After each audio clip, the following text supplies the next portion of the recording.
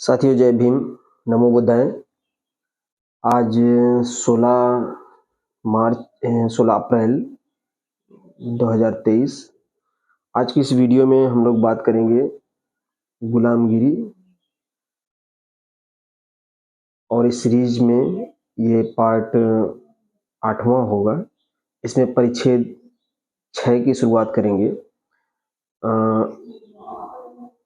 14 अप्रैल 2 दिन पहले 14 अप्रैल 2023 को हम लोगों ने बाबा साहब बोधिसत्व भारत रत्न डॉक्टर भीमराव अंबेडकर की जयंती मनाई और उस परिप्रेक्ष्य में हम ये गुलामगिरी एक बहुत ही महत्वपूर्ण दस्तावेज कहें या पुस्तक कहें या एक क्रांतिकारी ज्योतिपुंज कहें, कुछ भी कह सकते हैं। तो उनमें से बाबा साहब ने अपने 3 गुरु में से महात्मा ज्योतिराव फुले जी को भी एक गुरु माना था। और शूद्र कौन थे, हु वर शूद्राज, ये जो पुस्तक बाबा साहब ने लिखी थी वो महात्मा ज्योतिराव फुले को समर्पित करके उन्होंने लिखी थी। उनके जीवन से और उनके कार्यों से काफ़ी प्रभावित थे, तो उन्होंने अपना एक गुरु माना और उनको समर्पित करके शूद्र कौन थे पुस्तक बाबा साहब ने लिखी थी। तो आइए हम लोग इस बात करते हैं इस पुस्तक में परिच्छेद 6। पिछली वीडियो में मैंने परिच्छेद 5 तक कवर किया है और इसके बाद हम बात करेंगे परिच्छेद 6 में क्या दिया है।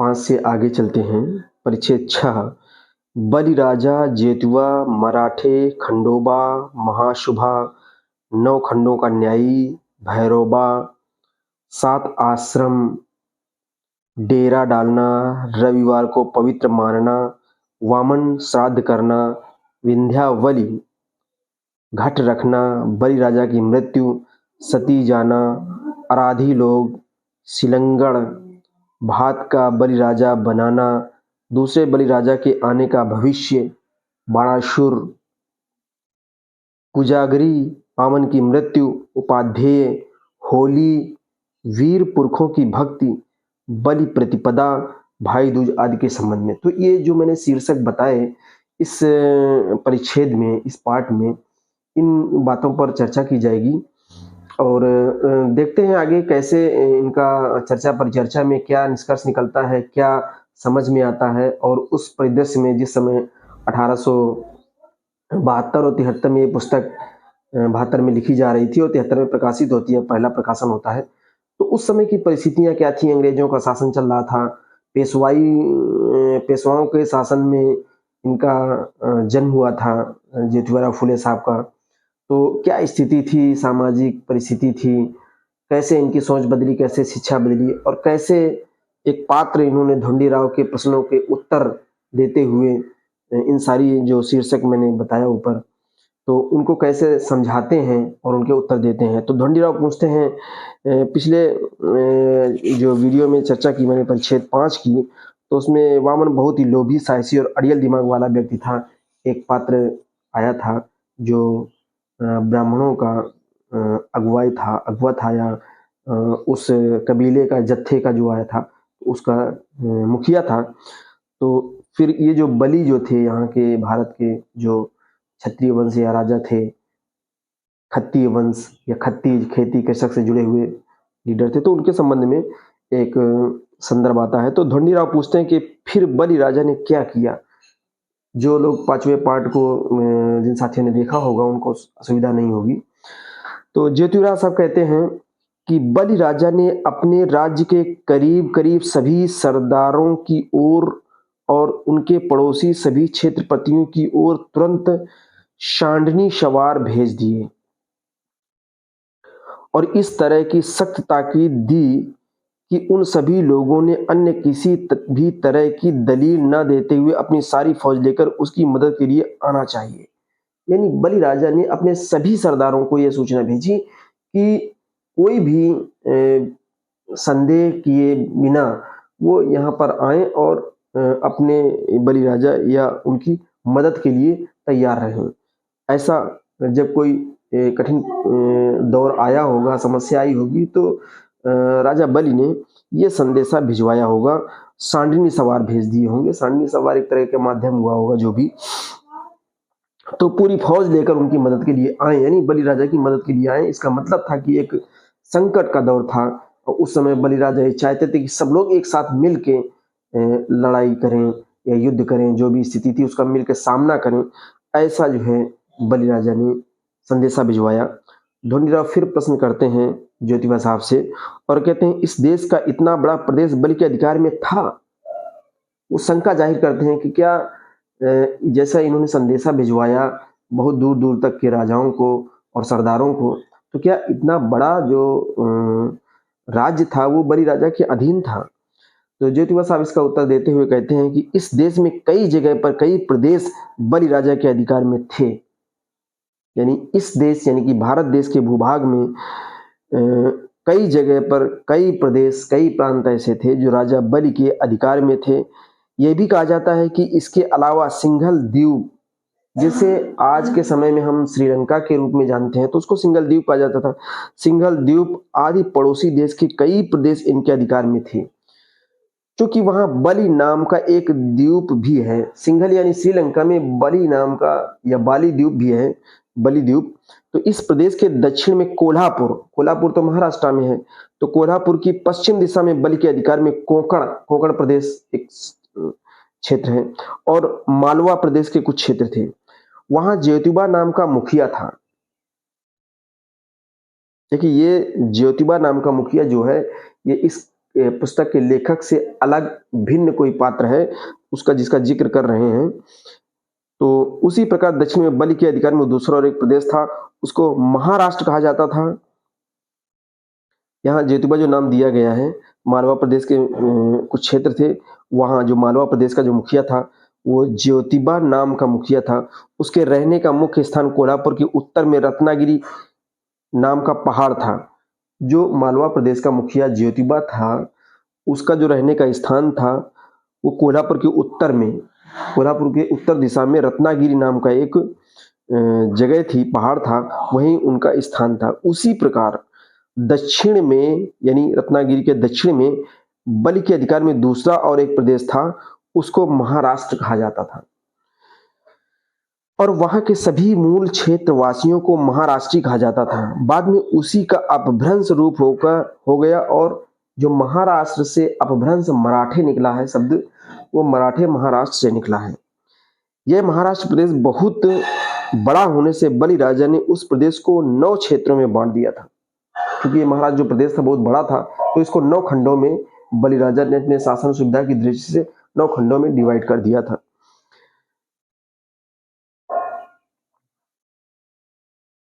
और इसी के कारण उस हर क्षेत्र के मुखिया का नाम खंडोबा पड़ गया। इस तरह का उल्लेख मिलता है, हर खंड के मुखिया की योग्यता के अनुसार उनके हाथ के नीचे कहीं एक तो कहीं 2 प्रधान रहते थे। उसी प्रकार हर खंडोबा के हाथ के नीचे बहुत मल्ल यानी पहलवान थे, इसलिए उसको मल्लू खान कहते हैं। यानी जो राज्य को डिवाइड किया इन्होंने उसे खंडोबा कहते थे और प्रत्येक खंड में 1 या 2 नीचे उसके जो अधिकारी रहते थे, प्रधान होते थे, तो उनका चिन्ह बना होता था। और उसी प्रकार खंडोबा के हाथ के नीचे बहुत मल्ल होते थे, यानी कि पहलवान होते थे, और इसीलिए मल्लू खान कहते थे, उन्हें मल्लू खान कहते थे। उन 9 में जेजोरी का खंडोबा एक था। जो 9 खंड थे उनके, बाली राजा के जो प्रदेश थे 9, तो उनमें एक खंडोबा, जो जेजोरी नाम का खंडोबा एक था। यह खंडोबा नाम का मुखिया अपने आस पड़ोस के क्षेत्रपतियों के अधिकार में रहने वाले मल्लों के ठीक करके उन्हें अपने वर्चस्व में रखता था। तो ये जो जेजोरी का खंडोबा था एक था, वो खंडोबा नाम का मुखिया अपने जो खंडोबा नाम का जो मुखिया था अपने आस पड़ोस के क्षेत्रपतियों के अधिकार में रहने वाले मल्लों को, क्षेत्रपतियों के अधिकार में मल्ल थे, उन्हीं के शक्ति के बल पर तो शासन चलता था। तो मल्लों को ठीक करके यानी उनमें कुछ विकृतियां हुई होंगी, कुछ ऐसी चीजें हुई होंगी जिससे उनको शासन चलाने में असुविधा होती होगी, तो उन्होंने उनको ठीक करके उन्हें अपने वर्चस्व में रखता था। इसलिए उसका दूसरा नाम मल्ल-अरी पड़ गया था। यानी जो जेजौरी का खंडोबा था, उसका मल्ल-अरी पड़ गया था। मल्हारी इसी का अपभ्रंश है। मल्लरी का जो था अपभ्रंश है, वही है मल्हारी। उसकी ये विशेषता थी कि वह धर्म के अनुसार ही लड़ता था। मल्हारी, ये जो मल्ल-अरी था, उसकी खास विशेषता थी कि वो एक नियम, एक सिद्धांत था, उसके आधार पर वो लड़ाई करता था। उसने कभी भी किसी भी पीठ दिखाकर भागने वाले शत्रु पर वार नहीं किया, इसलिए उसका नाम मारतोंड पड़ गया था, जिसका अपभ्रंश, अपभ्रंश का मतलब बिगड़ा हुआ रूप, बिगड़ा हुआ शब्द, मार्तंड, मार्तंड पड़ा।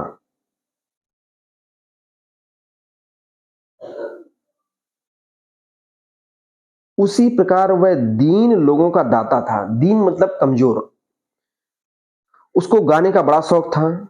उसके द्वारा स्थापित या उसके नाम पर प्रसिद्ध मल्हार राग फेमस है। तो यह राग इतना अच्छा है कि उसी के सहारे से मियाँ नाम का मुस्लिमों में जो प्रसिद्ध गायक हो गया, मुस्लिमों में एक प्रसिद्ध गायक हुआ है, उसने भी एक दूसरा मल्हार राग बनाया। तो इस राग जो था, उस राग से दूसरा राग बनाया। और इसके अलावा बलि राजा ने महाराष्ट्र में महासूबा और 9 खंडों का न्यायी, ये 2 मुखिया वसूली और न्याय करने के लिए नियुक्त किए थे। महाराष्ट्र में महासूबा और 9 खंडों का न्यायी, ये 2 मुखिया वसूली और न्याय करने के लिए नियुक्त किए थे। फिलहाल उस महासूबे का अपभ्रंश महाशोभा हुआ। महाशोभा, वह समय समय पर सबके खेती बाड़ी की जांच पड़ताल करता था और उसी के आधार पर छूट सहूलियत देकर सभी को खुशहाल रखता था।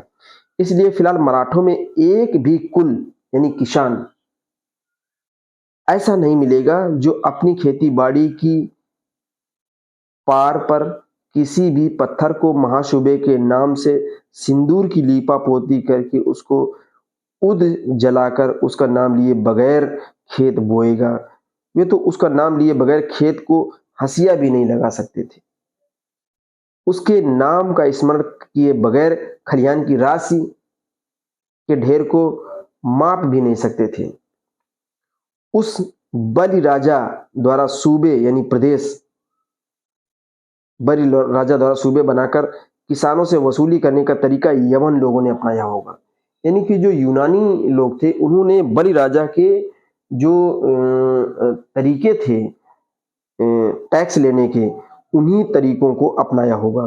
क्योंकि उस समय यवन लोग ही नहीं बल्कि मिस्र के कई विद्वान यहाँ आकर ज्ञान पढ़कर जाते थे।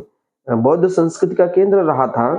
तो निश्चित रूप से यूरोपीय और अन्य देशों के लोग, यूरोपीय महाद्वीप के और अन्य कई चाइना वगैरह से लोग पढ़ने आते थे। तो निश्चित रूप से यहाँ पर जो चीजें थी, यहाँ से सीख के उन लोगों ने अपने यहाँ लागू की। तीसरी बात यह है कि अयोध्या,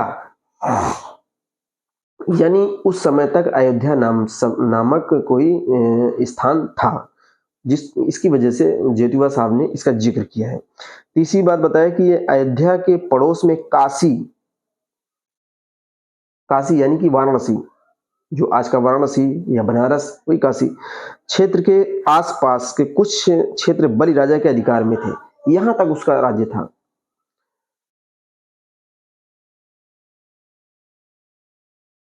उस प्रदेश को 10वां खंड कहा जाता था। यानी यहाँ जो अयोध्या और काशी के आसपास का जो क्षेत्र बलि राजा के अधीन था, तो उसका जो है 10वां खंड कहा जाता था। वहां के मुखिया नाम काल भैरी था, इसके भी प्रमाण मिलते हैं। उसी प्रकार वह मुखिया पहले कुछ दिन काशी शहर का कोतवाल था, काल भैरी, इसके भी प्रमाण मिलते हैं। वह गायन कला में इतना कुशल था कि उसने अपने नाम पर एक स्वतंत्र राग बनाया। जैसे मल्हार राग बनाया तो उसने अपने ही कल्पना से डौर नाम के वाद्य का निर्माण भी किया। इस डौर नाम के वाद्य की रचना इतनी विलक्षणीय यानी अद्भुत थी कि उसके ताल सुर में मृदंग, तबला आदि वाद्य भी उसकी बराबरी नहीं कर सकते थे। लेकिन उसकी ओर ध्यान न देने से उसको जिस प्रकार से प्रसिद्धि मिलनी चाहिए, क्योंकि लोगों को उस पर ध्यान नहीं गया, तो उसको जो है फेमस उतना नहीं होने दिया गया, नहीं हुआ। उसी प्रकार की प्रसिद्धि नहीं मिली, यानी जैसा मिलनी चाहिए थी। उसके जो सेवक हैं उन्हें भैरवाड़ी कहते थे। जो भैरव राग गायन में कला जो कुशल था, तो कहते हैं कि गायन कला में इतना कुशल था जो भैरवी था कि उसने अपने नाम पर एक स्वतंत्र राग बनाया। उसे भैरव राग को उस भैरव राग को तानसेन जैसे ख्याति प्राप्त महागायक भी नतमस्तक हो गए। तानसेन जो बहुत ही फेमस वो वाद्य यंत्र के जो थे, तो वो भी उसके जो गायन और राग से, जो भैरवी राग था, उससे प्रभावित हुए और नतमस्तक हुए। तो और उसके जो भैरववाड़ी सेवक होते थे, भैरववाड़ी कहते थे उनको, तो जिसका अपभ्रंश भराड़ी है, भैरववाड़ी का अपभ्रंश भराड़ी हो गया। इससे इस बात का पता चलता है कि बलि राजा का राज्य इस देश में आजपाल, देखिए यहाँ एक शब्द आया आजपाल, आजपाल का संबंध जोड़ा जा रहा है और मतलब बताया जा रहा है ज्योतिबा साहब ने कि राजा दशरथ के पिता, यहाँ राम के पिता के दशरथ की बात हो रही है, और आजपाल, अज कहीं हमने साहित्य में भी पढ़ा है कि अजनंदन कहा गया है दशरथ को, तो आजपाल इनके पिता का नाम था। और राजा दशरथ के पिता जैसे कई छत्रपतियों के राज्य से भी बड़ा था, यानी राजा दशरथ का राज्य भी था उस समय, ऐसा प्रतीत होता है। तो उससे भी बड़ा राज्य जो था वो बलि राजा का था। इसलिए सभी क्षेत्रपति उसी की नीति का अनुसरण करते थे, क्योंकि वो एक आदर्श व्यवस्था बना रखी थी जिसकी वजह से संपूर्ण राज्य को सुव्यवस्थित ढंग से चलाया जा सके। तो इसलिए सभी क्षेत्रपति उनकी नीतियों का, बलि राजा की नीतियों का अनुसरण करते थे। इतना ही नहीं, उनमें से 7 क्षेत्रपति बलि राजा को लगान देकर उसी के आश्रय में रहते थे। नौखंड उन्होंने बताया तो 7 जो क्षेत्रपति हैं उनको सीधे डायरेक्ट टैक्स देते थे बलि राजा को और अनुसरण करते थे। उनमें से 7 क्षेत्रपति बलि राजा को लगान देकर उसी के आश्रय में रहते थे। तात्पर्य, इसका अर्थ यह हुआ कि उक्त सभी कारणों से बलि का राज्य विशाल था और वह बहुत बलशाली था। इस बात को प्रमाणित करने वाली एक लोक कहावत भी है। यहाँ पर लोक कहावत का भी जिक्र किया है ज्योतिबा साहब ने कि वह कहावत यह है कि जिसकी लाठी उसकी भैंस। इसका मतलब है कि जो बलवान है उसी का राज, यानी कि राजा बलि जो है, जिसकी लाठी उसकी भैंस। ये कहावत कहीं ना कहीं राजा बलि के समय से प्रचलित हुई है, क्योंकि बलि बहुत ही शक्तिशाली राजा था, और तो इसलिए उसके शासनकाल से ही जिसकी लाठी उसकी भैंस, यानी जिस जो बलशाली है वही राज्य करेगा, इस कॉन्सेप्ट को महत्व वहां से मिला। बलि राजा कुछ विशेष महत्वपूर्ण काम अपने सरदारों पर सौंप देता था। ये तो निश्चित है कि राजा अकेले कोई एक काम नहीं कर सकता या सारे काम नहीं कर सकता है, तो जिम्मेदारियों का जो ट्रांसफर ऑफ रिस्पॉन्सिबिलिटीज, उत्तरदायित्वों का जो निर्धारण होता था वो करता था। उस समय बलि राजा अपना दरबार भरवाता था, यानी दरबार में सबको बुलाता था, और कोई भी महत्वपूर्ण जो काम होता था वहां सबके सामने एक उल्थी थाली रख देता था। उल्थी मतलब समझ सकते हैं कि थाली को रखी जाती थी, और उस थाली में हल्दी का चूर्ण यानी पिसवाकर हल्दी रखी जाती थी, और नारियल के फल के साथ पान का बीड़ा रखवा कर कहता था। ये व्यवस्था बनाई गई कि दरबारियों को बुलाया गया और उस दरबार में एक थाली बनवाई गई, थाली में हल्दी पीस के रखवाई गई और नारियल रखवाया गया, और वहां पान का बीड़ा भी रखवाया गया। और कोई भी जो महत्वपूर्ण कार्य होता था उसकी घोषणा की जाती थी कि इस कार्य को करने के लिए जिसके सामर्थ्य हो वही आगे आए और इस कार्य का बीड़ा उठाए। तो इस तरह का बीड़ा उठाने की बात प्रचलन में आई। जिसमें इस काम को करने की हिम्मत है उसे ये पान का बीड़ा उठाना चाहिए। बलि राजा के इस तरह के कहने पर जिसमें इस तरह का काम करने की हिम्मत होती थी, वह हर हर महावीर की कसम खाकर हल्दी का तिलक माथे पर लगाकर नारियल और पान के बीड़े को भी हाथ में उठाकर अपने माथे पर रखकर बाद में अपने दुपट्टे में बांध देता था। उसी वीर को बलि राजा उस काम की जिम्मेदारी सौंप देता था। तो ये जो ट्रांसफर ऑफ रिस्पॉन्सिबिलिटी और कार्यों का उत्तरदायित्व का जो वितरण था, बहुत ही शानदार लगता था कि जिसकी हिम्मत हो या जो सामर्थ्य रखता है वही आगे आएगा, इसमें कोई संदेह नहीं था। बाद में वीर बलि राजा की आज्ञा लेकर अपनी फौज के साथ पूरी शक्ति लगाकर शत्रु की फौज पर हमला कर बोल देता था।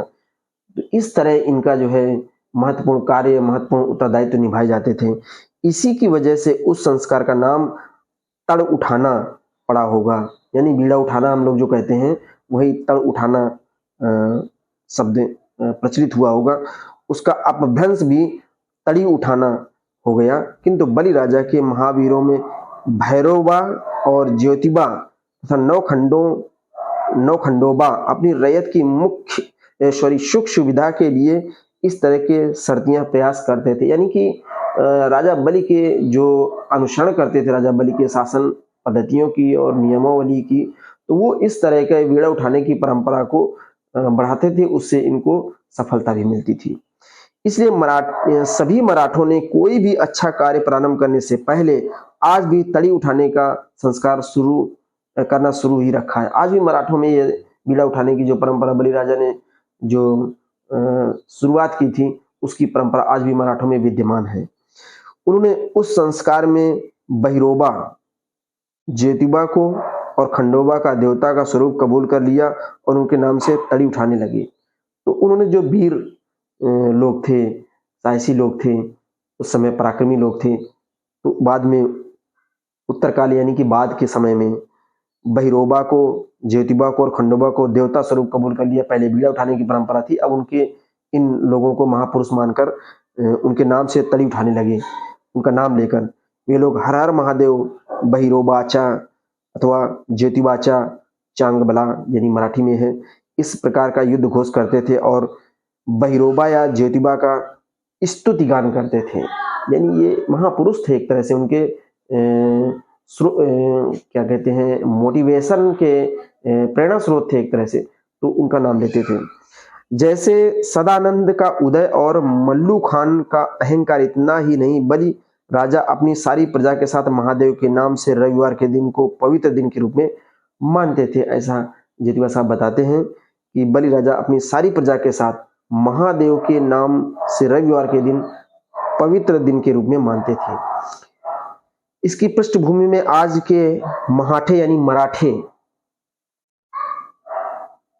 मतलब मातंग, मराठे को मातंग भी कहा गया है, महार, कुणबी और माली आदि लोग हर रविवार के दिन अपने अपने घर के उस कुल स्वामी की प्रतिमा को जल स्नान करवाकर, कुल स्वामी यानी जिनको वो अपना कुल देवता मानते थे, और निश्चित रूप से कुल देवता जो पीछे बताया हमने नाम, बहिरोबाचा और ज्योतिबाचा, ये उनके कुल देवता रहे होंगे, क्योंकि बहुत पराक्रमी और साहसी रहे, उन्होंने बहुत सारे महान कार्य किए। तो कुल देवता को स्नान करवाकर उसको भोजन अर्पण करने के पहले, मतलब पकी रोटी का प्रसाद अर्पण किए बगैर वे अपने मुंह में पानी का एक बूंद भी नहीं डालते थे। ऐसी उनमें परंपरा प्रचलित हुई।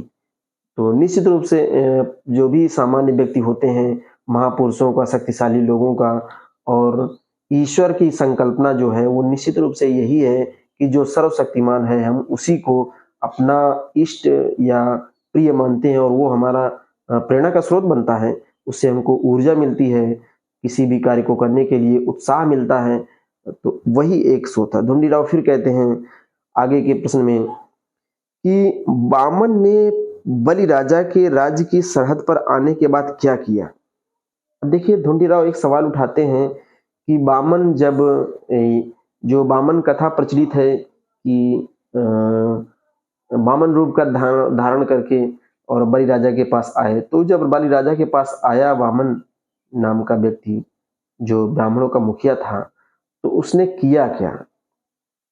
ज्योतिबा साहब थोड़ा इसका विस्तार से उत्तर देते हैं और विभिन्न घटनाओं का जिक्र करते हुए बताते हैं कि वामन अपनी सारी फौज को लेकर बलि राजा के राज्य में सीधे सीधे घुस गया। देखिए, जो कथा कहानियों में प्रचलित बातें हैं, हम लोगों को जानकारी मिली कि बलि राजा इतना विशाल था कि उसने 3 पग में सारी दुनिया को नाप लिया था।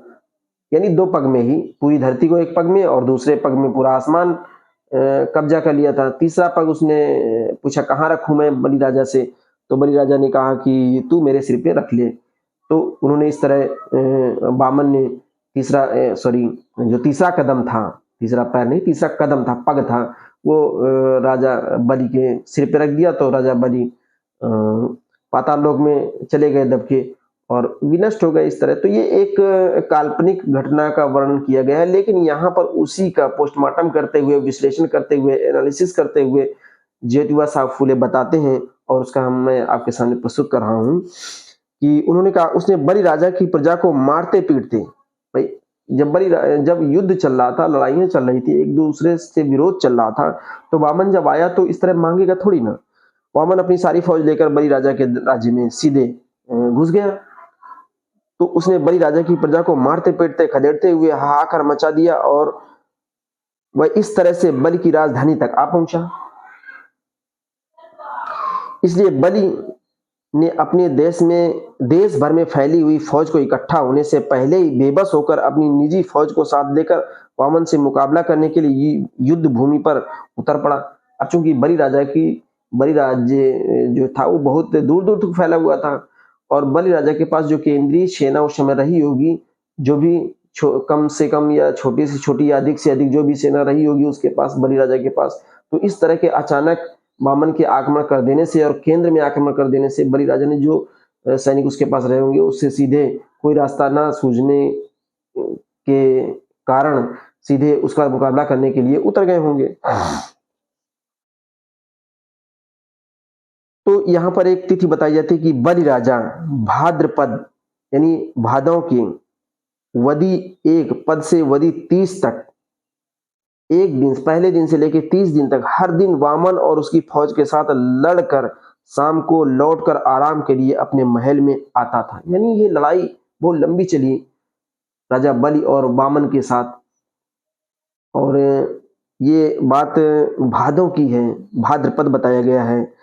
इसीलिए इसी वजह से दोनों ओर के जितने लोग उस पखवाड़े में एक दूसरे से लड़ते हुए मर गए, उनके मरने की तिथियां ध्यान में रहीं। भाई दिन भर लड़ाई होती थी, शाम को राजा बलि और जो उधर वामन था वो अपने अपने वास स्थान में चले जाते थे। और तो दोनों पक्षों से, वामन के पक्ष से भी बहुत सारे लोग मारे गए, इधर राजा बलि के पक्ष से भी बहुत सारे लोग मारे गए। तो इनकी तिथियां जो थी वो सारी चीजें ध्यान में बनी रहीं, ऐसा ज्योतिबा साहब बताते हैं। इसलिए हर साल भाद्रपद माह में, यानी कि भादों, ये तो वो जो तिथियां थी, जो मरे थे दोनों पक्ष से लोग, तो ये इनकी तिथियां मालूम होने के कारण भाद्रपद यानी भादों का माह जो होता है, उस तिथि को श्राद्ध करने की परंपरा पड़ गई होगी। जो श्राद्ध करने की, ब्राह्मणी व्यवस्था में जो श्राद्ध करने की परंपरा इसी माह में है, तो वो जो श्राद्ध करने की परंपरा है वो इसी माह में होती है, तो यहीं से श्राद्ध करने की परंपरा पड़ी होगी, ऐसा वो बताते हैं। इसी तरह का तर्क निकलता है। बाद में आश्विन यानी कुंवार का महीना जो कहते हैं, कुंवार, आश्विन शुद्ध 1 यानी आश्विन के पहले दिन पद से शुद्ध अष्टमी तक बलि राजा वामन के साथ लड़ाई में इतना व्यस्त था।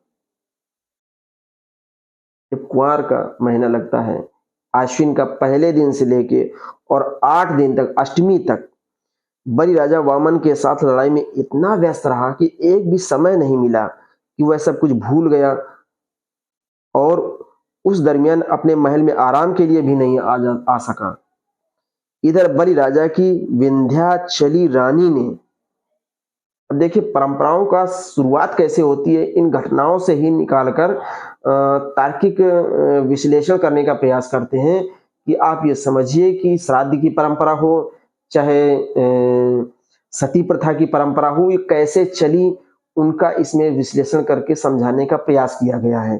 तो वही बात इसमें आगे बताएंगे ज्योतिबा साहब कि बलि राजा जब घर भी नहीं जा पाते थे, इतना व्यस्त थे लड़ाई में, तो हुआ क्या कि वामन के साथ लड़ाई में इतना व्यस्त थे कि वह सब कुछ भूल गया और उस दरमियान अपने महल में आराम के लिए भी नहीं जा सके बलि राजा।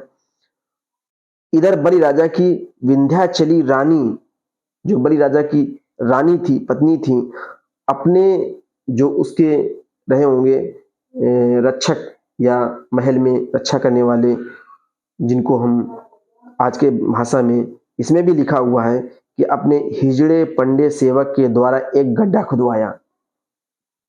उसने उसमें एक पंडे सेवक के द्वारा जलाऊ यानी कि जलाने वाली लकड़ियां, जिनको लकड़ियों को जलाऊ लकड़ी कहते हैं, तो जलाऊ लकड़ियां डलवाई।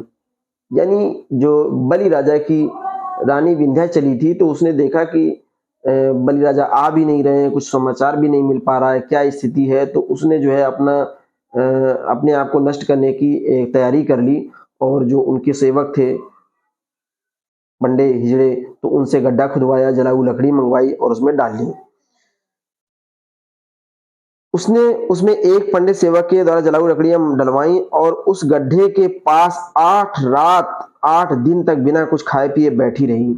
ये ज्योतिबा साहब बताते हैं कि 8 रात, यानी कि जिस समय राजा बलि महल नहीं आते थे और युद्ध में इतना व्यस्त थे, तो वो बिना कुछ खाए और पानी सिर्फ अपने पास रखा और वो उस गड्ढे में या आसपास वहीं अपना बैठी रही और पानी पे ही जीवित रही। उसने वहां अपने साथ पानी का एक कलश रखा था। रानी इस तरह बिना खाए पिए पानी के सहारे इस कामना की पूर्ति के लिए इस गड्ढे के सामने 8 दिन तक बैठी कि इस युद्ध में उसके पति की विजय हो और वामन की बला टले। यानी वामन जो ब्राह्मण विरोधी था, प्रतिद्वंदी था, बलि के विरुद्ध लड़ रहा था, तो उसकी पराजय हो और राजा का बलि जो है कि जीत हो, इस कामना से वो यहाँ पर बैठी और इसलिए रानी यहाँ बैठकर महावीर की प्रार्थना कर रही थी। महावीर का मतलब यहाँ कोई बजरंग बली से नहीं है और महावीर का मतलब यहाँ पराक्रमी और शक्तिवर्धक और शक्तिशाली जो महापुरुष थे, उनकी आराधना करती रही। इसी दरमियान अश्विन का मतलब कुंवार का जो महीना है, अष्टमी की रात में यानी 8वें दिन रात में बलि राजा के युद्ध में मारे जाने की खबर मिलते ही उसने उस गड्ढे में पहले से ही रखी गई लकड़ियों को आग लगाकर अपने आप को उसमें झोंक दिया। तो इस तरह जब अश्विन के माह में 8वें दिन पता चलता है कि राजा बलि उस रात युद्ध में मारे जाते हैं, तो बड़ा विंध्याचली बहुत दुखी होती है और वो बदहवास होकर उसमें जलाऊ लकड़ियों में आग लगवा कर अपने आप को नष्ट कर देती है। उसी दिन से सती होने की रूढ़ी चल पड़ी होगी, ऐसा महात्मा ज्योतिबा फुले एनालिसिस करके विश्लेषण करते हैं कि ये जो सती की प्रथा चली होगी, शायद इसी परंपरा से या इसी घटना से आगे बढ़ी होगी, क्योंकि उस समय जब बलि राजा परास्त हो गए, युद्ध में मारे गए, तो जो विरोधी दल था उसके द्वारा फैलाए गए आतंक की कोई सीमा नहीं रही होगी और जब आतंक फैला होगा तो बच्चे, बूढ़े, जवान, महिलाएं, इन सभियों पर आतंक आया होगा, तो निश्चित रूप से उन्होंने, जिनके पति मारे गए होंगे, तो उन्होंने अपनी जो जीवन लीला है इसी तरह समाप्त की होगी, क्योंकि उनके आतंक से बचने के लिए उनके पास कोई रास्ता नहीं बचा होगा। या तो आतंक के लिए या सब कुछ करने के लिए उनको समर्पित कर दें, जिस तरह का जो चाहे वो आतंक फैलाएं, तो कोई ना कोई रास्ता उन्होंने, तो सती प्रथा की जो परंपरा चली वो यहाँ से ज्योतिबा साहब तार्किक विश्लेषण करके सिद्ध करने का प्रयास करते हैं कि सती प्रथा यहीं से शुरू होती है। इस तरह का तर्क दिया जा सकता है, इस तरह का तर्क किया जा सकता है, ऐसा बताते हैं। जब रानी विंध्याचली अपने पति के विछोह के कारण आग में कूदकर मर गई, तब उसकी सेवा में रहने वाली औरतों ने, हिजड़े पंडों ने अपने अपने बदन के कपड़ों को नोच नोच कर फाड़ डाला होगा और उस आग में जला दिया होगा। उन्होंने अपनी अपनी छाती को पीटकर जमीन पर अपने हाथों को पीटते हुए, तालियां पीटते हुए, रानी के गुणों का वर्णन करते हुए उस गड्ढे के इर्द गिर्द घूमकर अपना शोक प्रकट किया होगा, ऐसा कहते हैं। और कहते हैं, कहा होगा कि हे रानी, तेरा ढिंढोरा घमघमाया आदि, दुख की चिता के ये शोले वहीं शांत हो जाएं, फैले नहीं। इसलिए ब्राह्मणों के धूर्त ग्रंथकारों ने बाद में मौका तलाश कर उस गड्ढे का, अब देखिए जो ब्राह्मणी व्यवस्था ने ये इतना बड़ा जो दुख का सागर फैला होगा, तो इसका जो है बाहर विस्तार ना हो, तो इसीलिए ब्राह्मणी व्यवस्था ने इस गड्ढे को होम कुंड बनवाकर उसके संबंध में कई गलत सलत बदमाशी भरी घटनाएं गूंथ कर, यानी गढ़कर, अच्छी बुरी घटनाएं गढ़कर होम कुंड और यज्ञ कुंड जो भी चीजें कहें वो यहाँ से निकल के आती हैं, और वो अपने ग्रंथों में अनाप शनाप कहानियां, यज्ञ, कुंड, ये सारी चीजें लिख रखते हैं। ऐसा महात्मा ज्योतिबा फूले विश्लेषण करके बताने का प्रयास करते हैं।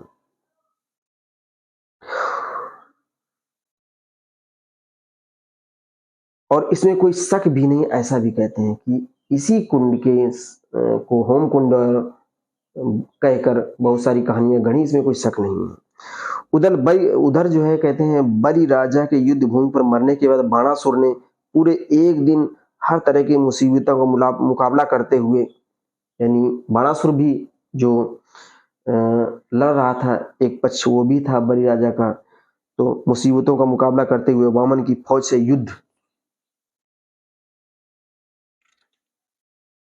किया। बाद में बाणासुर आश्विन शुद्ध नवमी की रात में, यानी कि अष्टमी को राजा बलि की मृत्यु होती है, हत्या होती है, युद्ध में शहीद होते हैं, मारे जाते हैं। और दूसरी तरफ जो बाणासुर था, राजा बलि का भी एक जो वायसराय होगा, राजा होगा, उपराजा होगा, क्षेत्रपति होगा, तो उनकी तरफ से वो लड़ते हुए नवमी को वो मारा जाता है रात में, अपनी शेष फौज लेकर मारा नहीं जाता है वो, बाद में बाणासुर अश्विन शुद्ध नवमी की रात में अपनी शेष फौज लेकर भाग गया। इस युद्ध में विजय की मस्ती में वामन इतना मदमस्त हो गया, तो जब वो बाणासुर भाग जाता है तो अब तो उसका कोई अंकुश नहीं रहा, और मस्ती में, इस युद्ध विजय की मस्ती में वामन इतना बदमस्त हुआ कि बलि राजा की मुख्य राजधानी में कोई भी पुरुष नहीं रहा, पुरुष ही नहीं बचे। इस तरह का सुनहरा मौका देकर उस राजधानी पर हमला बोल दिया। अब जो कोई बचा ही नहीं तो राजधानी खाली बची। वामन अपने साथ पूरी फौज लेकर आश्विन शुद्ध दशमी को बड़ी सुबह ही उस शहर में पहुंचा, यानी कि कुंवार की दशमी को, अश्विन की दशमी को बलि राजा की राजधानी में वो सुबह ही पहुंच गया। उसने वहां के अंगड़ों में लगा हुआ जितना सोना था सब लूट लिया। उस शब्द का अपभ्रंश सिलंगड़ का सोना लूट लिया, ये हो गया। इस लूट के बाद वामन तुरंत अपने घर प्रदेश लौट गया। जब उसने अपने घर में प्रवेश किया तब उसकी औरत ने पहले ही मजाक के खातिर, यानी बलि राजा का इतना महत्व था, इतना बलशाली था कि उसको हराना बड़ा मुश्किल था, तो उसको बहुत कठिनाइयों का सामना करना पड़ा। और मजाक में जब वो घर गया तो मजाक में उनकी जो महिलाएं थी वामन की, तो घर में उन्होंने क्या किया था, एक कनकी का, अभी स्पष्ट करते हैं कि पहले ही मजाक की खातिर कनकी यानी चावल का एक बलि राजा बना के रखा था। देखिए यहाँ इन सब चीजों का विश्लेषण करने का मतलब सिर्फ ज्योतिबा साहब का ये है कि जो परंपराएं और जो रीति रिवाज गढ़े गए उनका स्रोत क्या है, ये बताने का प्रयास किया, एनालिसिस करके, इनको विश्लेषण करके और स्पष्ट किया है। तो जब ये कनकी वहां पहुंचे वामन अपने घर में, तो महिलाओं ने उनकी चिढ़ाने के लिए एक कनकी यानी चावल का बलि बनाया और उसको मुख्य दरवाजे पर रख दिया, बलि राजा बना करके रख दिया। उसको उसने अपने मुख्य दरवाजे पर, दहली पर रख दिया। बाद में उसने वामन से कहा, यानी जो उनका जो आया वामन, तो कहा कि ये देखो बलि राजा जो आपके साथ पुनः युद्ध करने के लिए आया है। यह सुनते ही उसने उस कनकी के बलि राजा को अपने लात की ठोकर से फेंक दिया और वह घर के अंदर प्रविष्ट हुआ। ये प्रथा जो चली, इसके आगे बताते हैं। उस दिन से आज तक ब्राह्मणों के घरों में हर साल आश्विन महीने में यानी विजयदशमी को, जिसको दशहरा हम कहते हैं, को ब्राह्मण औरतें कनकी यानी भात का बलि राजा बनवाकर अपने अपने घरों की दहलीज पर रखते हैं। बाद में अपना बायां पांव उस कनकी यानी कि चावल के बलि राजा के पेट पर रखकर कचनाट की लकड़ी से उसका पेट फाड़ते हैं।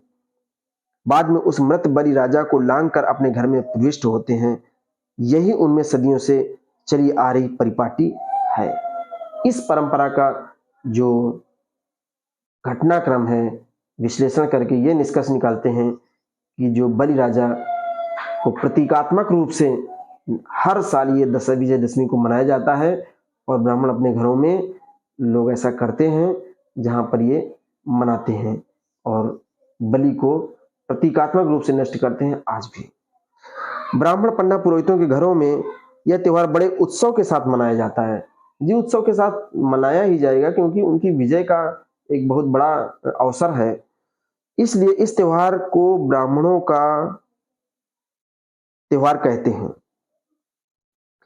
उसी तरह बाणासुर के लोग आश्विन शुद्ध दशमी को रात में अपने अपने घर गए। अब दशमी को चूंकि बाणासुर तो भाग गया था तो अपने अपने घर पहुंचे।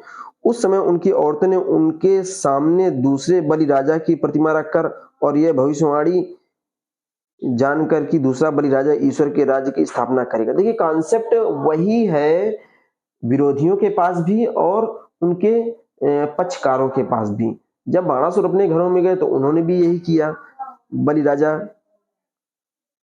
बनाया और उन्होंने कहा कि ये देखो अपना प्रतीकात्मक बलि राजा है और राज्य की स्थापना करेगा। उन्होंने अपने घर की दहलीज में खड़े होकर उनकी आरती उतारी होगी। उन्होंने बलि राजा की प्रतिमा तो नहीं बनाई लेकिन आरती उतारी उनकी और ये कहा होगा कि अला बला जावे और बलि का राज आवे, इडा पीड़ा जाओ आड़ी बलीचे राज्य एओ।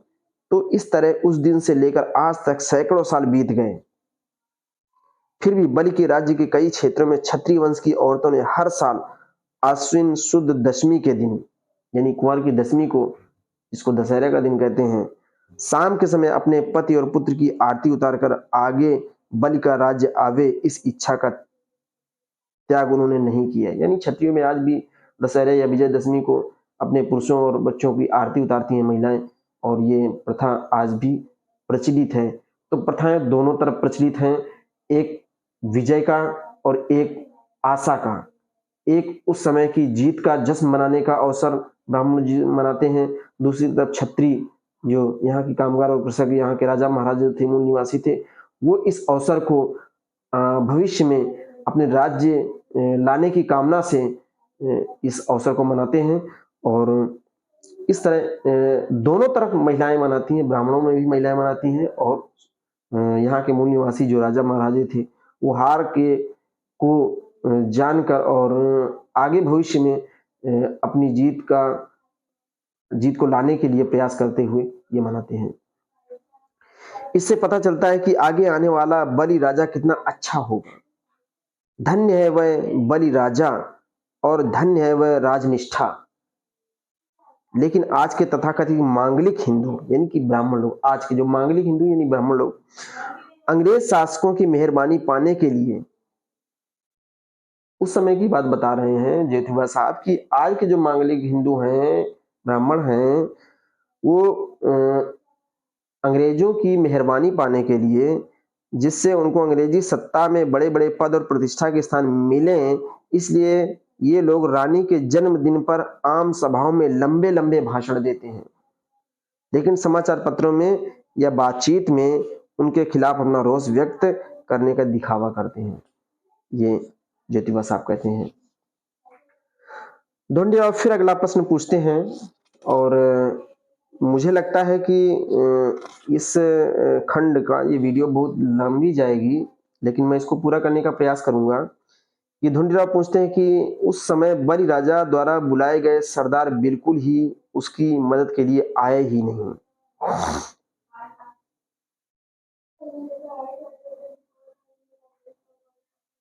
ये एक क्वेश्चन है कि धुंधुराव पूछते हैं कि क्या उन्होंने जो बलि राजा ने जो राजा बुलाए थे या सरदार बुलाए थे तो क्या आए ही नहीं। ज्योतिबा कहते हैं बाद में कई छोटे मोटे सरदार अपनी अपनी फौज के साथ आश्विन शुद्ध 14वीं को आकर बाणासुर से मिले।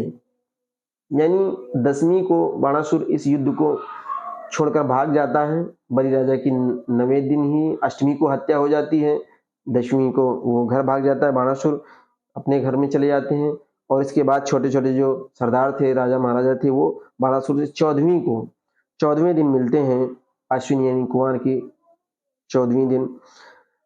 उनके बाणासुर को आकर मिलने की खबर सुनते ही बलि के राज्य के कुल मिलाकर सभी ब्राह्मण, बलि के राज्य में जो सभी ब्राह्मण थे, अपनी जान बचाकर वामन की ओर भाग गए। जब ब्राह्मणों को यह पता चला तो सारे ब्राह्मण इकट्ठा हुए और उन्होंने कोई रास्ता ना सूझा तो समझे कि चलो वामन के पास चलते हैं। उनको इस तरह भागकर आते देखा और वामन बहुत ही घबरा गया। जब इस तरह आते हुए देखा तो वामन भी घबरा गया। उसने सभी ब्राह्मणों को इकट्ठा किया। आश्विन शुद्ध 15वीं को, यानी कि 14वीं को ये लोग इकट्ठा होते हैं और 15वीं को उसके पास जाते हैं, और 15वीं को वामन भी अपने लोगों को इकट्ठा करता है। 15वीं को वे सभी इकट्ठा होकर सारी रात जागकर, पूरी रात जागते हैं, खतरा मंडरा रहा है। भगवान के सामने प्रसाद स्वरूप दांव पेंच तय करने लगे कि बाणासुर को अपना संरक्षण कैसे किया जाए, बाणासुर से अपने आप की रक्षा कैसे की जाए। ये वामन और ब्राह्मण सभी लोग मिलके ये तय करने लगते हैं। बाद में वामन दूसरे दिन अपने बाल बच्चों के साथ सारी फौज को साथ लेकर अपने प्रदेश की सीमा पर पहुंचकर बाणासुर का इंतजार कर रहा था। यानी वो इस भय से कि कहीं अब अनिष्ट ना हो जाए तो वो सारे लोगों को इकट्ठा करके और अपनी सीमा पे, अपने राज्य की सीमा पे चला गया और वहां पर वो इंतजार करने लगा बाणासुर का। ढोंडीराव कहते हैं बाद में बाणासुर ने क्या किया। बाद में बाणासुर ने आओ देखा ना ताओ, उसने एकदम वामन पर हमला बोल दिया। बाणासुर ने बाद में उसको पराजित किया, उसे बेहाल किया और उसके पास जो कुछ था वह सब लूट लिया। फिर उसने वामन को उसके सभी लोगों के साथ अपनी भूमि से खदेड़ कर हिमालय की पहाड़ी पर भगा दिया। यानी बाणासुर को काफी सफलता मिली और वामन को उसने पराजित करके हिमालय पर भगा दिया। फिर उसने उस पहाड़ी के चारों ओर से घेर कर पहाड़ी के पायदान पर अपना डेरा डालकर वामन को दाने दाने के लिए मोहताज बना दिया। वामन बड़ी परेशानी में पड़ गया। पहाड़ी पर घेर लिया, हिमालय की तलहटी में अपनी सेना का डेरा डाल दिया और उसके कई लोग केवल भूख से मरने लगे। वामन के जो कई लोग थे वो भूख से मरने लगे। अंत में इसी चिंता में वहीं पर वामन अवतार का सर्वनाश हुआ, मतलब वामन भी मर गया। इस तरह वामन बाणासुर के जो घेरे का अतिक्रमण नहीं कर पाया और वो वहां पर मर गया। वामन के मरने से बाणासुर के लोगों को बड़ी खुशी हुई। इधर बाणासुर के लोग बहुत खुश हुए। वे कहने लगे कि सभी ब्राह्मणों में वामन एक बहुत बड़ा संकट था, उसके मरने से, उसके नष्ट हो जाने से हमारा शोषण उत्पीड़न समाप्त हो गया। उस समय से ब्राह्मणों को उपाध्याय कहने की परिपाटी चली आ रही है। अब देखिए जो उपाध्याय लोग हैं, तो वामन जब समाप्त हो जाता है, वामन की समाप्ति के बाद से ही उपाध्याय कहने की जो परंपरा प्रचलित हुई।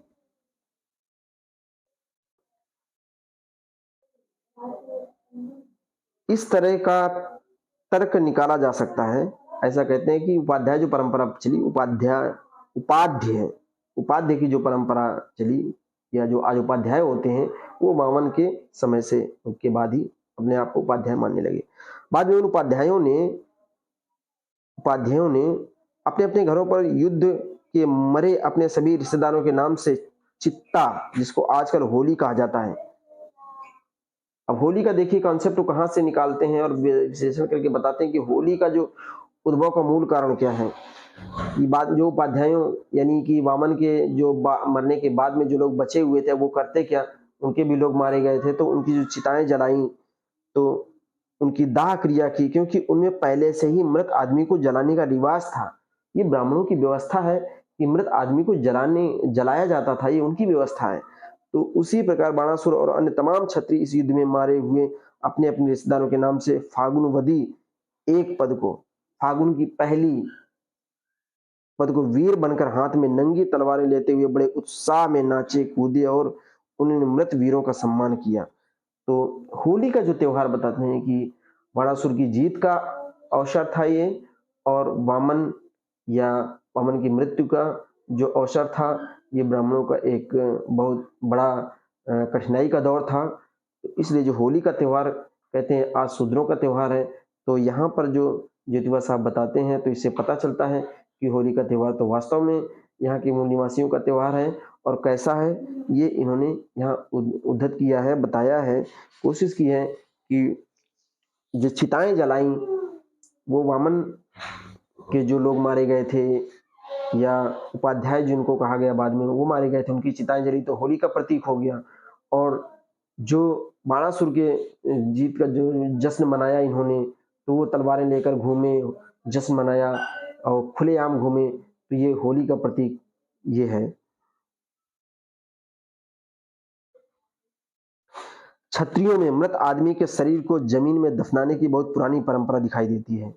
हाँ, एक दो चीज यहाँ पर ज्योतिबा साहब स्पष्ट करते हैं कि जो पार्थिव शरीर मृत व्यक्ति को या शव को जलाने की परंपरा है वो ब्राह्मणी व्यवस्था से निकल कर आती है, और दफनाने की जो परंपरा है वो क्षत्रियों की पुरानी प्रथा है। ये बताते हैं कि अंत में बाणासुर ने उस उपाध्येय के संरक्षण के लिए या से संरक्षण के लिए कुछ लोगों को वहां रखा, यानी उपाध्याय लोग जो थे, अब वामन तो नष्ट हो गया था, अब वामन के बाद भी कुछ लोग तो शक्तिशाली बचे हुए होंगे, तो उनसे बचने के लिए शेष सभी को अपने साथ लेकर वह अपनी राजधानी में पहुंचा।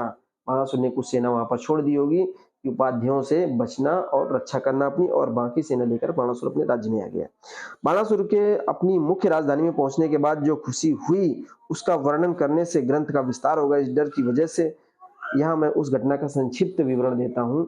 ऐसा ज्योतिबा साहब कहते हैं कि अगर मैं बाणासुर की खुशी में जो जश्न मनाने की प्रक्रियाएं हुई उनको अगर बताऊंगा तो बहुत बड़ा समय लगेगा, और तो थोड़ा सा उन्होंने संक्षिप्त विवरण दिया है कि बाणासुर अपने सारे जायदाद की गिनती करके आश्विन वदी त्रयोदशी को,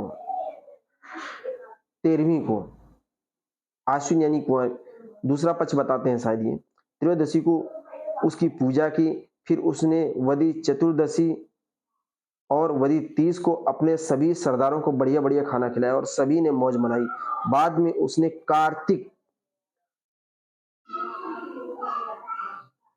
शुद्ध फर्स्ट यानी कार्तिक मास के पहले दिन को अपनी कई रिश्तेदारों को उनकी योग्यता के अनुसार इनाम दिया और उनको अपने मुल्क में जाकर काम पर लग जाने का हुक्म भी दिया होगा। इससे वहां की सभी स्त्रियों को भी खुशी हुई। उन्होंने कार्तिक शुद्ध दूसरे दिन को अपने अपने भाइयों को यथासंभव भोजन खिलाया। उन्होंने उनको भोजन खिलाकर उनकी पूरी तरह से समाधान किया। बाद में उन्होंने उनकी आरती उतारी और कहा कि अला बला जावे और बलि का राज आवे। ऐसी बात कही, इड़ा पीड़ा जाओ आड़ी बड़ी चे राज्य एवो। इस तरह उन्होंने आने वाले बलि के राज्य का स्मरण दिलाया, और उस समय से आज तक हर साल दिवाली को, अब यही जो कार्तिक पूर्णिमा, जो कार्तिक का पहला दिन होता है दिवाली होती है, दूसरा दिन होता है भाई दूज होता है, तो भाऊ बीज या भाई दूज का मराठी में भाऊ बीज के दिन क्षत्रिय लड़कियां अपने अपने भाइयों को आने वाले बलि के स्मरण के बगैर दूसरा आशीर्वाद नहीं देते। तो ये जो परंपरा निकल के आती है, ये अपभ्रंश में देखो आज के समय में जो प्रचलित परंपराएं हैं वो कहते हैं कि जो बहनें हैं वो भाइयों को जो तिलक करती हैं, भाई दूज मनाती है, वो रक्षा का वचन देती हैं। लेकिन यहाँ पर जो ज्योतिबा साहब स्पष्ट करते हैं कि वो लड़कियां अपने अपने भाइयों को आने वाले बलि के स्मरण के बगैर दूसरा आशीर्वाद नहीं देते, वो आशीर्वाद खुद देती हैं। लेकिन उपाध्याय कुल में इस तरह का स्मरण दिलाने का रिवाज बिल्कुल नहीं है, अपोजिट है। तो कहने का मतलब ये है कि जो भाई दूज की जो परंपरा है वो क्षत्रियों में, यहाँ के मूल निवासियों में जो आज चली हुई है, वो ये है कि यहाँ की जो बहनें हैं अपने भाइयों को आशीर्वाद देती हैं और आरती उतारती हैं, तिलक लगाती हैं, मिष्ठान खिलाती हैं। तो ये बलि राजा को लाने की एक बलि राजा को याद करने की और उसके राज्य को स्थापित करने की एक परंपरा के रूप में मनाया जाने वाला ये अवसर है। धोनीराव जी फिर एक लंबा सवाल पूछते हैं जीतूआ साहब से, लेकिन बलि राजा तो पाताल में गाड़ने के लिए आदि नारायण ने वामन अवतार लिया। उस वामन ने भिखारी का रूप धारण किया और उसने बलि राजा को अपने छल कपट में फंसाया। उसने बलि राजा से 3 कदम धरती का दान मांगा। बलि राजा ने अपने भोले भालेपन में उसको दान देने का वचन दिया। दान का वचन मिलने के बाद उसने भिखारी का रूप त्याग दिया और इतना विशाल आदमी बन गया कि उसने सारी धरती और आकाश को अपने 2 कदमों में घेर लिया। ये जो कहानी प्रचलन में आई है वही धोंडीराव दोहराते हैं और उससे पूछेंगे, देखिए क्या पूछते हैं कि उसने बलि राजा से पूछा कि अब मैं अपना तीसरा कदम कहाँ रखना चाहिए, मुझे कहाँ रखना चाहिए। तो उसका ये विशाल का रूप देखकर बलि राजा बेबस हुआ। उसने उस वामन को ये जवाब दिया कि अब तू अपना तीसरा पांव मेरे सिर पर रख दे। बलि राजा ये कहना सुनते ही उस गलीज यानी कि दुष्ट टाइप का व्यक्ति बताते हैं धोंडीराव और कहते हैं उस गलीज गेंडे ने अपना तीसरा पांव बलि राजा के शरीर पर रख दिया और उसने बलि राजा को पाताल में दफनाकर अपना इरादा पूरा कर लिया। इस तरह की बात जो ब्राह्मण उपाध्यायों ने भागवत आदि पुराणों में लिख रखी है। तो ये जो ब्राह्मणी ग्रंथों में इस तरह की कहानी गढ़ी गई है, मिलती है, ऐसा धोंडीराव कहते हैं। और पूछते हैं कि लेकिन आपने जिस हकीकत का वर्णन किया, यानी कि जेठवा साहब ने जो बात बताई है उस पे सवाल करते हैं धोंडीराव कि जो आपने हकीकत का वर्णन किया है उससे ये पुराण कथा झूठ साबित होती है, यानी दोनों में अंतर है। आप जो बता रहे हैं वो अलग है और पुराणों में या ब्राह्मणी ग्रंथों में जो बातें लिखी हैं वो अलग है। इसलिए इस बारे में आपकी मान्यता क्या है, यही हम जानना चाहते हैं। धोंडीराव कहते हैं कि आखिर ये मामला क्या है कि आप ये बता रहे हैं और ब्राह्मणी जो ग्रंथ है, पुराण है, स्मृतियां हैं और भी जो ग्रंथ है उनमें भागवत पुराण वगैरह है उनमें ये चीजें लिखी हुई हैं कि वामन का रूप बना के इस तरह का है। तो क्या है वास्तविकता? ज्योतिबा साहब का स्पष्ट उत्तर देते हुए आगे बताते हैं कि इससे धोंडीराव से कहते हैं कि इससे अब तू ही सोच कि जब उस गलीज गेंडे ने, यानी कि गलीज गेंडे को एक उपाधि और एक निकृष्ट शब्द से संबोधित करते हुए ज्योतिबा साहब ने बताया कि उस गलीज गेंडे ने अपने 2 कदमों में सारी धरती और आकाश को घेर लिया था। 2 कदमों में पूरी धरती को घेर लिया और पूरा आसमान।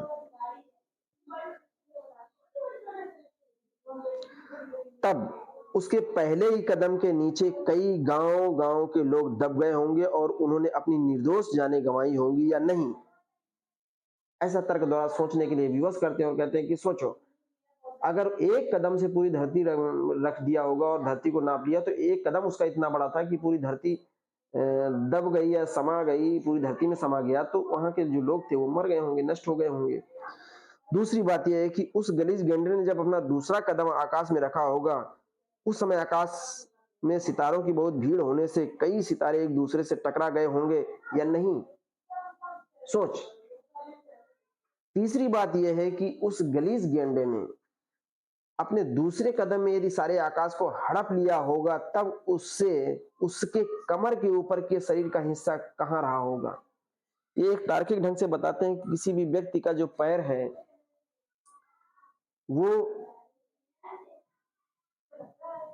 क्योंकि आदमी का दूसरा कदम उसके बड़ी तुंदी यानी नाभि के तक ऊपर आकाश में पहुंच सकता है, इससे ऊपर नहीं।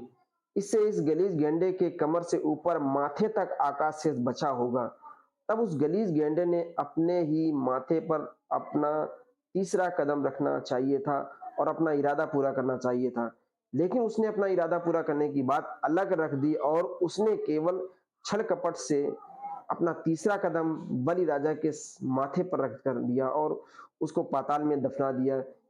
इसकी इस नीति को क्या कहना चाहिए? तो इस तरह विश्लेषण करके स्पष्ट करते हैं और बताते हैं कि इस तरह की बात होती है कि कैसे तार्किक रूप से संभव नहीं है, व्यवहारिक नहीं है ये।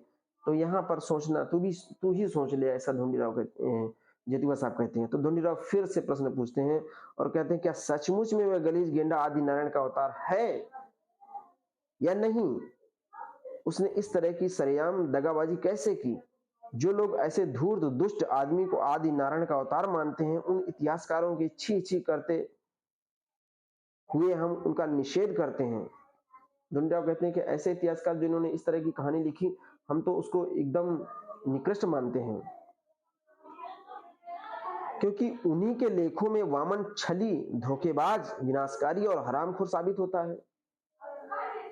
उसने अपने दाता को ही, जिसने उस पर उपकार किया था, दया दिखाई थी, उसी को पाताल में दबोच दिया।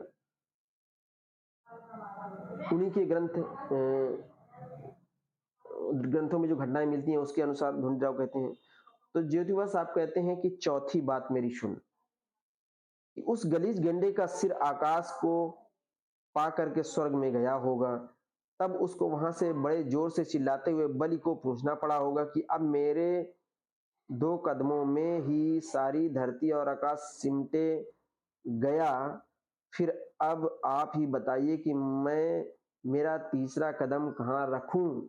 ये चिल्ला के कहना पड़ा होगा, और अपना इरादा तथा आपके इरादे को पूरा करूं, क्योंकि आकाश में उस गलीज गेंडे का मुंह और पृथ्वी पर बलि राजा, इसमें अनगिनत कोसों का फासला रहा होगा। और आश्चर्य की बात यह है कि रशियन, फ्रेंच, अंग्रेज और अमेरिकी आदि लोगों ने किसी एक को भी उस संवाद का एक शब्द भी सुनाई नहीं दिया। अब यहाँ देखिए बहुत बड़ा सवाल खड़ा करते हैं कि जब इस तरह धरती में एक पैर, दूसरा पैर आसमान में, और धरती और आसमान के बीच में इतना लंबा डिस्टेंस है, और जब उसने कहा होगा तो बलि राजा से चिल्ला कर बोला होगा कि मैं तीसरा कदम कहाँ रखूं, तो क्या केवल यहाँ के लोगों ने ही सुना? अंग्रेजी, फ्रेंच और यूरोपीय, अफ्रीकी, इन लोगों ने सुना ही नहीं? ये कैसा संवाद था? फिर ये बात उसने ऐसे सुनी होगी, यह भी बड़े आश्चर्य की बात है, क्योंकि बलि राजा उसके जैसा बेढंगा आदमी नहीं था। ये भी एक तर्क करते हैं कि बलि राजा तो एक आम आदमी की तरह था, भले वामन बहुत बड़ा विशाल हो गया हो, उसने धरती और आसमान को 2 ही कदम में कवर कर लिया हो, लेकिन बलि राजा तो एक आम इंसान की तरह सुनता था, बात करता था, तो उसको कैसे सुनाई पड़ा होगा? पांचवी बात यह है कि उस गलीज गेंडे के बोझ से धरती की कुछ भी हानि नहीं हुई। यह भी कितने आश्चर्य की बात समझनी चाहिए कि बलि राजा जो वामन जो है वो इतना विशाल हो गया होगा, और धरती जो स्वाभाविक रूप से अपने एक स्वाभाविक आकार में थी उसी में रही होगी, तो ये कैसे संभव है? ढोंडीराव फिर कहते हैं कि यदि धरती की हानि हुई होती तब हमने यह दिन कहां से देखे होते? उस गलीज गेंडे ने क्या क्या खाकर अपनी जान बचाई होगी? फिर जब वह गलीज गेंडा मर गया होगा, तब उसकी उस विशाल लाश को शमशान में ले जाने के लिए कंधा देने वाले 4 लोग कहां से मिल गए होंगे? शायद यदि उसको उसी जगह पर जहां वह मर गया होगा वहीं जलाया गया होगा। यदि ऐसा कहा जाए, तब उसको जलाने के लिए पर्याप्त लकड़ियां और कंडी कहां से मिली होंगी? कंडी यानी कंडे कहां से मिली? यदि उस तरह की विशालकाय लाश को जलाने के लिए पर्याप्त लकड़ियां नहीं मिली होंगी, ये कहा जाए, तो उसकी लाश को यानी शव को वहां के वहीं के वहीं कुत्ते सियारों ने नोच नोच कर खा लिया होगा, और उसका हलवा पस्त किया होगा या नहीं? तात्पर्य भागवत आदि सभी पुराण ग्रंथों में यदि उक्त प्रकार की शंका का समाधान नहीं मिलता, इसका मतलब स्पष्ट है कि उपाध्यायों ने बाद में समय देकर सभी पुराण कथाओं से इस तरह के ग्रंथों की रचना की होगी, यही सिद्ध होता है। तो इस तरह ढोंडीराव भी ये समझ पाते हैं और ज्योतिबा साहब के तर्कों से सहमत हो पाते हैं कि निश्चित रूप से ये जो पुराणों में और ब्राह्मणी ग्रंथों में जो बातें लिखी हुई हैं, ये काल्पनिक हैं और इनका कोई आधार नहीं है। ज्योतिबा साहब फिर कहते हैं लास्ट में किताब, आप उस भागवत पुराण को एक बार पढ़ ले, फिर तुमको ही उस भागवत पुराण से भी इंसाफ की नीति ज्यादा अच्छी लगेगी। तो ज्योतिबा साहब कहते हैं कि इस भागवत पुराण को एक बार पढ़ो, और फिर खुद ब खुद समझ में आ जाएगा कि कितना नीतिगत है, कितना व्यवहारिक है, कितना तार्किक है और कितना नहीं है। तो इस तरह ये परिच्छेद 6 बहुत बड़ा था और समाप्त होता है। और आगे के वीडियो में हम परिच्छेद 7 के बारे में बात करेंगे। तो साथियों, इस वीडियो को देखने के बाद आपको क्या महसूस होता है और इस पुस्तक का जो लेखक हैं, जेठवा साहब ने जो बताने का प्रयास किया है, इसको क्या महसूस करते हैं, क्या समझते हैं?